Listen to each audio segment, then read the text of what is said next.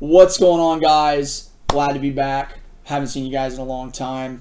A lot of stuff's been going on. A lot of death in the family. So I had to take a break from everything I was doing and kind of just adjust to my new life. Also, as you can see, we're not in the same spot anymore. I did move into a new condo, so things have been progressing. Things have been going up. A lot of work and a lot of other family issues that have been going on. So apologies for the 2 months I took off from posting out of my new channel. But it's just it's life gets to you sometimes, guys, and you gotta do what you gotta do, right? So I am here to present to you guys a Master League Classic team that is working very, very well for me. I switched the lead up a lot because I don't have a legendary to put in the front. I was going to put a Dialga in the front here. That's my goal. The only really good one that I have, I got to like 45, 46. I'm trying to get it to 50 for 50 league. So I don't have one for 40. But when I get one, I'm going to put that as the lead in this team. So if you guys are trying to build this team, if you already have a Hydreigon, use it. It's awesome. If you already have a Metagross, use it. It's awesome. I'll be putting... I switch him out for Metagross, actually, later on in this video. You'll see the rest of the videos are just going to be Metagross lead. But, yeah, you really want a Dialga lead. That's what you really want with this team. But we're going to go ahead and get into the commentary here. First battle, Hydreigon up against a Zacian. So this is a very bad lead. This is a terrible lead because... it's going to get to those play roughs incredibly fast, and one play rough is going to one-shot us. So what we're going to do here is we're going to try and catch something. We're just going to try and catch something on, I think, Lugia or Ho-oH, either one. I would assume Ho-oH, because if it is a play rough, which I'm guessing it's a play rough, it's going to be resisted damage here, and we do successfully catch the play rough. Yep. And now I'm expecting a swap. So they're going to swap into a Giratina. Okay, something that Hydreigon really would love to see, too. So what we're going to do here is we're just going to go straight for the Brave Bird after we build a little bit of energy. And we're going to let them... Oh, we're going to shield this. Okay, never mind. I don't know what I'm talking about. Excuse me. We're shielding the Shadow Ball because I want to pull off 2 Brave Birds and force a shield. I believe that's the tactic I'm going with here, is just to... they're going to have to block or they're going to lose switch. And if they lose switch, then they're not going to be able to get that favorable matchup that they want. There you go. So we get a shield for shield, not bad. And we're getting a second Brave Bird off. No, we're not. Okay, no, we're not. He's throwing his energy, and he's going to throw an Ominous Wind here because that was way too fast for a Shadow Ball. And we're just going to come in here and farm it all the way down. Everything's resisted. Now, we don't know if he has Dragon Pulse or not because he didn't throw an Ominous Wind, but most people are not going to be running a Shadow Ball and a Dragon Pulse. And it is Ominous Wind, yeah, so because most people that are going to be running Dragon Pulse are going to have Ominous Wind so they can have a fast move. And then they swap into the Dialga, which is a big mistake because now I have a Flash Cannon for that Zacian. So we're running the Flash Cannon on Hydreigon specifically for the Fairy matchups. And we're going to shield this no problem because if it is a Draco, he's going to be completely energy dry and he's not going to get to anything else. It is an Iron Head, which is fine because now he's not going to be able to get to a Draco. And he's going to have to throw another Iron Head, which we can survive because Lugia is an absolute boss of a tank. Even Shadow Lugia, guys, my goodness, it is. I think honestly in Master League, this is probably the tankiest Pokemon in the game. That's just a kind of an educated guess. It's not really a fact. I don't know for a fact if that's the truth or not. But dude, he even as a Shadow can tank so much damage. It is absurd. This is why I invested everything into this Lugia and the Ho-oH because they're just as a combo. Backline ABB, goodness gracious, this team is fantastic. When you guys, if you guys do make this team, or if you already have the Shadow Lugia and the Shadow Ho-oH, trust me when I tell you to put a Dialga in the front. It's gonna be fantastic. I mean, you're gonna destroy everything in the meta. And they let the Flash Cannon go, and that's a good game, very well played. Yeah, so if you're ever in that position, guys, definitely block the move because I'm not going to be baiting you there. I'm going to be going straight for the one-hit kill. And now we're going to be getting into the other leads with Metagross. So let's get on to that. All right, so here we have Metagross in the lead instead of Hydreigon. And the reason I switched it is because I just kept seeing Zacians in the lead, and it was just annoying me. So I was like, you know what, I'm just going to go double Fairy killing on the team. And we get a Mewtwo start, which is good, kind of. but they swap out instantly into Groudon, to where I am going to definitely just build a little bit and then swap into my Ho-Oh, where everything is resisted, right? Fire Punch does literally nothing. And now, you'd actually be surprised, the Earthquake actually does do a good bit of damage to Shadow Ho-Oh. It is only singly resisted, and it almost does 50% of your life, which is incredibly uncomfortable, especially against the Mud Shot Groudon, who gets that energy very quickly. So I am going to go ahead and throw a Brave Bird here and just get it out of here and get a shield. Because the Mud Shots aren't doing anything anyway. So the auto damage is doing nothing. Yeah, it just lets it go because it's a bad matchup for him. Probably going to come back in here with the Mewtwo. Or I would assume he's going to come in with the third just because the Mewtwo is going to have to... Yeah, he comes back in with the Mewtwo. Well, you know, I don't know if that was the best decision or not because his Mewtwo didn't really have any energy. He swapped out pretty much instantly. And he's obviously going to block this. If he doesn't, he pretty much loses the game. There's the shield. And then he's going to try to farm me down. Is that what's happening here? Because, yeah, he actually... Oh, he throws. So he totally could have farmed me down there, but I think he got a little nervous, and he throws his energy, and that was game changer right there. Don't ever get super nervous and waste your energy like that, unless you just absolutely don't know the count. I mean, because he probably could have won the game if he didn't throw right there and farm me down. And then he comes in with the Garchomp, and I come in with Lugia, and this is, I mean... not looking good for him or her. Not looking good. Everything that this Garchomp is throwing is not going to do anything to my Lugia. As you just saw, the Outrage did not even do 50% of my health. And that's pretty much a good game at this point. And he forfeits. Okay, that was this match. So we're going to get into the next one right now. Alright, so here we are into the next match, and this one is going to, I think this one's this is a nice one. If I'm not mistaken, I think this is the one where I almost lose right off the bat. Okay. So this is a Mewtwo lead. Now in this matchup, it's actually not that bad, but oh shit, I didn't turn that down. Let me go ahead and turn that down real quick. I'm not re-recording this. There we go. That probably should make it a lot better. So I take a Shadow Ball to the face here and almost get knocked out. Yeah. So that was a big gamble, and I lost that gamble. Throwing the Meteor Mash here, this will actually almost do the same amount of damage to the Mewtwo and almost take it out. But yeah, living with 1 health, and then I swap into the Lugia, and he comes in with a Dialga. And this matchup is kind of 50-50. It really just depends on who throws the big move, who throws the bait, who shields. There's a lot of factors in this matchup. But what I like to do is I like to build up to the Aeroblast and just full Sky Attacks. Just a bunch of Sky Attacks, right? So that way, even if they do bait, it's fine. You're still getting that extra chip damage in. So that way your Ho can come in and farm down and not have to take a Draco Meteor to the face. So we're throwing the Sky Attack. Should get a shield. Yep, we get a shield. And now, I think we build up to the Aeroblast again, and then Sky Attack again. Yeah, we do. So we see if he tie there, and he wins. Or he throws maybe a second before me, same thing. And I double shield. And most people in this situation are like, why would you not just save your shield for the Ho-Oh? Well, now they started with a Mewtwo lead, right? So they're gonna have to have a response for Dark-type Pokemon. Guys, what's the main response to a Dark-type Pokemon? It's called a Fairy, and that's why I saved my that's why I double shielded, and I'm like, you know what? Ho-Oh's gonna have no problem taking it out anyway. Might as well keep my Lugia alive just to put on the pressure. Throw a Sky Attack, get the last shield. In comes Ho-Oh, and that's you're actually gonna be really surprised to see how much this Ancient Power does. This Ancient Power almost takes us out. This Ancient Power does a lot of damage to Shadow Ho-Oh. So if I had a shield in this situation, I would be using it right here. But you know, you just got it. Luckily, he's a tank of a tank, and it's a.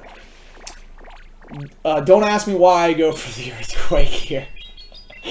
I honestly thought he was going to try to sack swap the Mewtwo and try and just get me debuffed so that the Charms would take me out before I get to this next Brave Bird.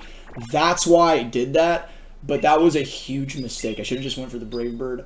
Don't ever do that. If you're in that situation, don't ever do that. Just go for the Brave Bird and try to plan it to where they can't catch if you can, you know, get that situation to arise. And then we just auto take it out. And that's a good game, very well played. To get on to the next one. All right, so getting into the fourth match right now. And this lead is, this is actually not a bad lead. Now, you got to watch out for the Draco Meteor, because the Draco Meteor does a ridiculous amount of resisted damage. But they luckily swap into a Mewtwo, to where I'm going to just bring in my Lugia. And if they don't have Shadow Ball, this is a very, very bad situation for them. Focus Blast is double resisted. Psy Strike is resisted singly. And it looks to me, I don't know if that was a bait or not. I'm pretty positive this guy does not have Shadow Ball in his Mewtwo, because when somebody responds to a Mewtwo swap, most of the time they're going to come in with a Ghost or a Dark type. Almost all the time they're going to respond with a Ghost or a Dark type, right? So it's either going to be a Giratina, or it's going to be like a some sort of Dark type that's like the really niche play, like a Hydreigon or a Yveltal or a Zarude, something that not a lot of people have a ton of. In Master League, or not that not everybody has, but I just had a feeling when he swapped into the Mewtwo, I was like, if I'm going to swap into a Dark type, he's got to have a response, right? So I figured he had Focus Blast, and I came in with the Lugia, and you can see how that turned out. It turned out amazing. We took out a Mewtwo with no shields and took out half the life of the Dialga. Lugia did more than he was supposed to do, right? So now they come in with a Zacian against my Metagross. And obviously they're running close combat, or else they wouldn't have come into this matchup. But it is just, this is bad news bears for my opponent right now, because I'm about to get to a second Meteor Mash. It's either you give me both your shields or you lose your second Pokemon right now, and I still have 2 shields. This is, as you can tell, that Lugia matchup with the Mewtwo that did not have Shadow Ball, that pretty much almost sealed the deal for me right there, like in positive standings. So this is probably a close combat. Yep. And now we're probably going to take the second or try to catch it. And of course we try to catch it, and, you know, Go Battle League just doesn't want to respond sometimes. So we're just going to have to eat this one because, you know, Niantic hashtag fix your game. And I think we farmed this down now because we did survive that. That's amazing. You can survive on Metagross 1 close combat pretty comfortably with a large amount of health. I think it does around like 50 to 60% health. But yeah, so... yeah, what you do is you just want him to throw there, debuff himself, and then take it out, and then, yeah, he's got no life left for the Ho-oH. I've got a shield. That's a good game. Very well played. It's a quick match, so we'll go ahead and get into the next one right now. All right, guys, so we're getting into the 5th match here. I've only got one more for you after this, and I think this one's a really quick one, too. So, starting out with a Mamoswine lead, that's a very good lead for Metagross. And then I believe they're going to swap instantly into a Kyogre, right? So Kyogre is one of the hardest counters in the game to this Master League Classic team, right? So I see that, and I'm like, oh, okay, I get to match my Lugia up with this incredibly bad situation and turn it into a really good situation. So, yeah, you see a Kyogre, you're instantly going to want to respond to Lugia, and then it's pretty much smooth sailing from here. Now, I don't know what they have in the back, but they had a Mamoswine in the front, so it's more than likely going to be something that, you know, can handle something that handles Mamoswine, right? It's like, yeah, blah, blah, A, B, A, B, B, whatever. So I do want to touch on this subject real quick. I'm going to step away from the commentary for just 1 second. I've been seeing a lot of people post videos, because I watch every content creator's videos you can think of, videos on non-legendary Master League teams. I'm just going to give you a little bit of personal advice, guys. If you're going to build something for Master League, 50 or 40, that's not Premier, do not invest in things that are not Legendary. Unless you're just going to use them for Premier Classic. Because in this meta, you want Legendaries. Now, the only reason that you would not want them is if you don't have them and you already have a Metagross maxed out, you already have a Dragonite maxed out, whatever, Metagross maxed out. I mean, even my team right now, I'd say, yeah, I have one thing that's not a legendary, but I have a Shadow Lugia and a Shadow Ho-oH, right? So that's not, like, this is a legendary team, right? So, and then they have a, yeah, so back to the commentary real quick, they have a Machamp in the back, and this is why I'm telling you guys to build a legendary team and not a non-legendary team. Because if you build a non-legendary, even if this was an Excadrill, in the 2-shield, my Ho-oH can just farm it down. And then it's 3v2 at that point. And yeah, you have shields, but you're going to have to block my Brave Bird or Earthquake or something's going to get nuked. So It's a good game, very well played to my opponent. But like I said, guys, if you're going to build anything for Master League Classic or just Master League in general, put all your investments into a legendary. That's very meta. Because, yeah, you'll win with non-legendary teams. It's not going to be as much, though. Well, just being real here. So, done with that. Let's get into the last match. All right, guys, getting into the last battle right now. And this one is... it's not that... It's not that bad. It's a pretty decent battle. A lot of baits go on in this battle.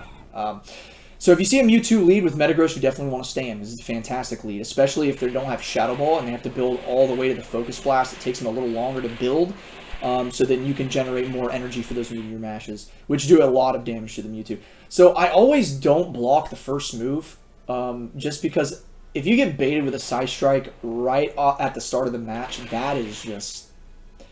It's just not a good position to be in. And they actually swap and catch my Meteor Mash here, which is actually a really good play on the opponent's end. Really good play. But folly of your own error, my friend. Didn't understand how important that Kyogre is to sweeping my team. And now my Lugia is just going to get rid of it. And that's already right there. My opponent has just put himself in a very bad position. Getting rid of the best response he has to my whole team.